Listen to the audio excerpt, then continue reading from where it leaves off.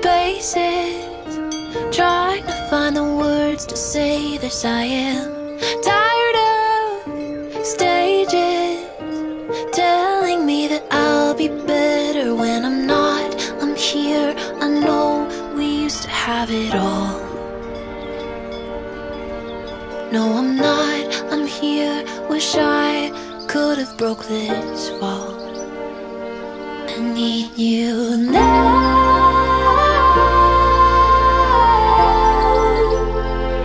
I don't care how.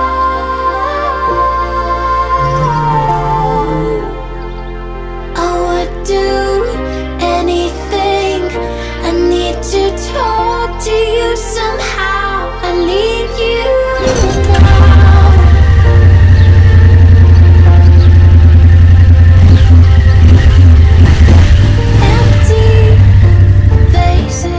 Hallo und herzlich willkommen zur zweiten Episode des Alpenabenteuers 2021. Schön, dass du da bist. Vor 2 Tagen habe ich die beschwerliche Anfahrt von über 900 Kilometer von Berlin nach Graubünden, einem Kanton in der Schweiz, hinter mich gebracht. Gestern waren darin bereits 3 Alpenpässe enthalten.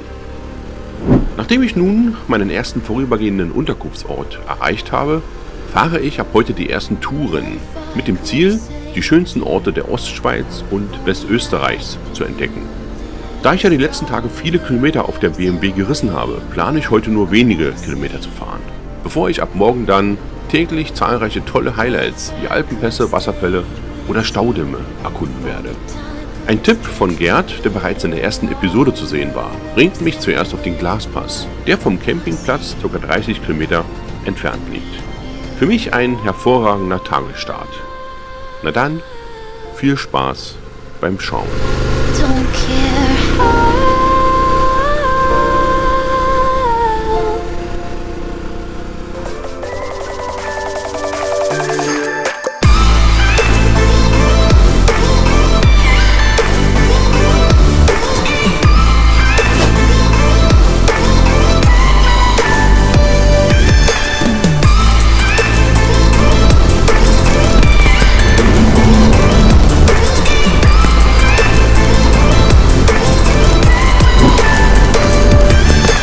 Der Glaspass verbindet den Ort Thusis im Domleschg mit Safin im Safintal.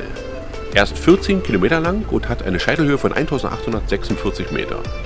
Die Fahrbahn an sich ist gut ausgebaut, teilweise aber sehr schmal, aber der Pass hat wirklich tolle Kurven und wunderschöne Aussichten zu bieten. Der Schwierigkeitsgrad wird mit 2 von 5 angegeben. Die Erklärung dazu findest du in der Videobeschreibung oder unter www.alpenrouten.de. Während ich die tolle Ostrampe hinaufgefahren bin, kam mir tatsächlich kein Auto entgegen, was vielleicht daran liegt, dass die Westrampe vom Safintal her allerdings nur ein Saumpfad ist und nicht mit Motorrädern befahren werden kann. Oben angekommen lohnt sich durchaus ein Besuch im Berggasthof Sveverin, wo man köstlich essen und dabei eine herrliche Aussicht genießen kann. Mein Statement zum Pass? Ach, was sag ich, hört selbst. Aber der Glaspass ist schon geil, muss man schon sagen, ey. Der erinnert mich sehr ans Würzjoch. Auch so schmale Straßen. Teilweise geht es dann auch mal 300, 400 Meter einfach nur links, rechts, ohne diese, hier, zum Beispiel hier, zack, zack, zack, zack. Ist schon geil. Ja, diese Spitzkehren mag ich ja gar nicht so. Das ist nicht so mein Ding. Aber links, rechts ist schon geil.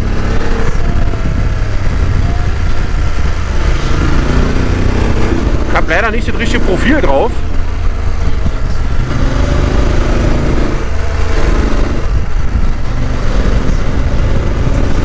Geil, sehr, sehr geil.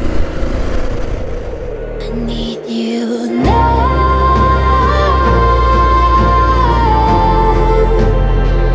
I don't care how.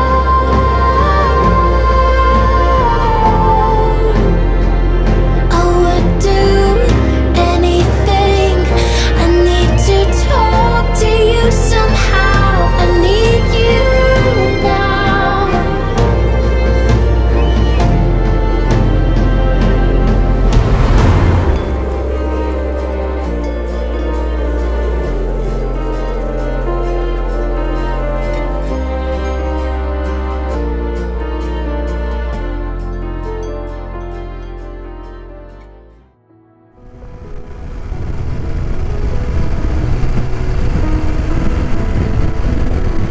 Nach einer kurzen Rast auf dem Passscheitel nehme ich die nächsten 40 Kilometer in Angriff.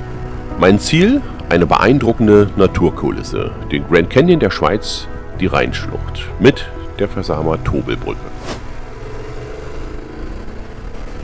Ich starte von Osten von Bonaduz in Richtung der Versamer Tobelbrücke, wobei die Rheinschlucht, die übrigens gut 13 Kilometer lang ist, vorerst rechts von mir bleibt.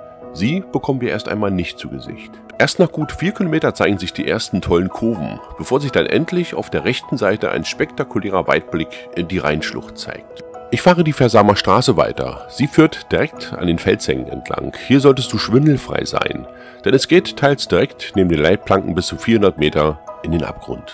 Wenn du diese Strecke fährst, spürst du das Kribbeln im Bauch, denn die teils sehr enge Fahrbahn und der mögliche Gegenverkehr lässt dich konzentriert bleiben. Und ein Blick ins Tal ist nur möglich, wenn du kurz eine Fahrpause einlegst.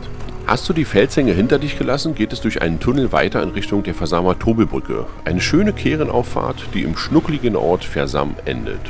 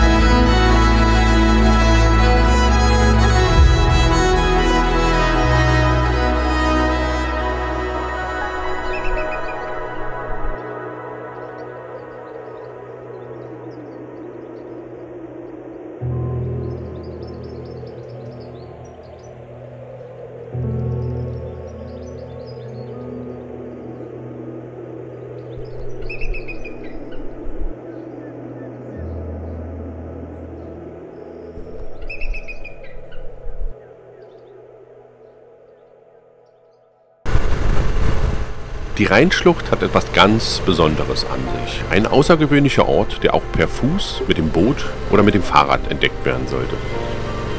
Alles zur Schlucht würde den Film hier sprengen. Erwähnen möchte ich jedoch die Möglichkeit, die Schlucht mit dem Cabrio-Bus oder einem Erlebniszug kennenzulernen.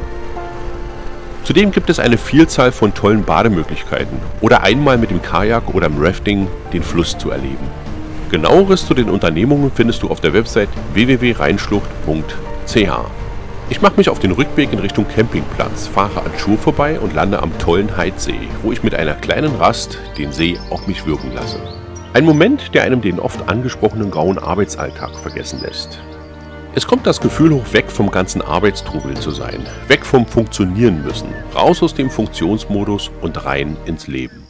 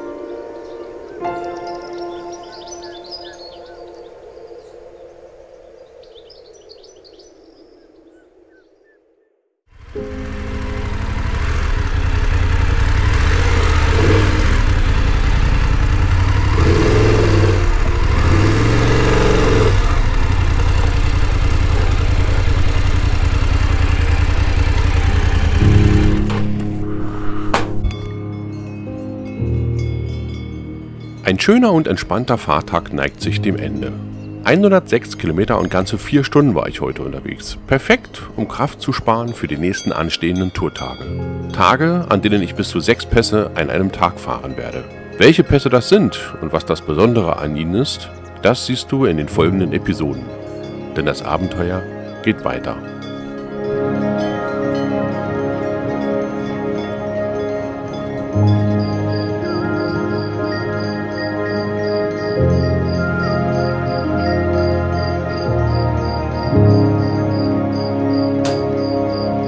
Gute Nacht ohne Name. Gute Nacht Nummer 2.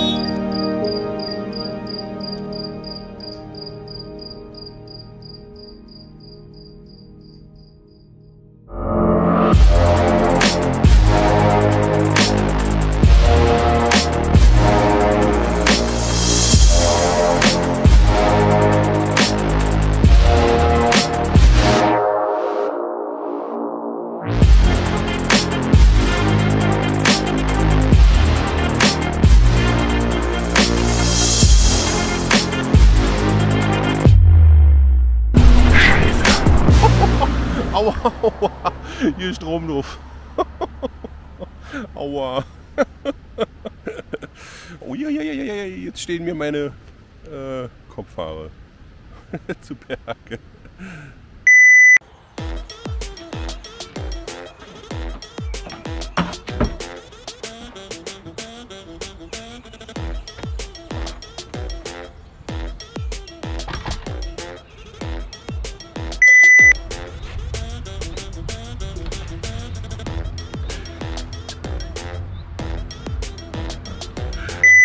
Gibt's lecker essen. Einmal Pasta in Käsesoße Parmesana für 1,29 bei Pum Pum Pum. Wollen wir keine Werbung machen. Nein! Kaputt. Scheiße. Ich muss verhungern. Hier. Weg das Scheißding. Zack. 40 €. Umgerechnet. Schweiz ist teuer. Schweiz ist wirklich teuer. Wirklich. Hier müsst ihr also tatsächlich ein bisschen mehr Geld mitnehmen. Ne? 40 €, die Kartusche nochmal ein 10er mit dazu, kostet bei uns um die 6, 7 €, denke ich mal. Ja, ziemlich groß, aber was soll ich tun? Ne? Bevor ich verhungere.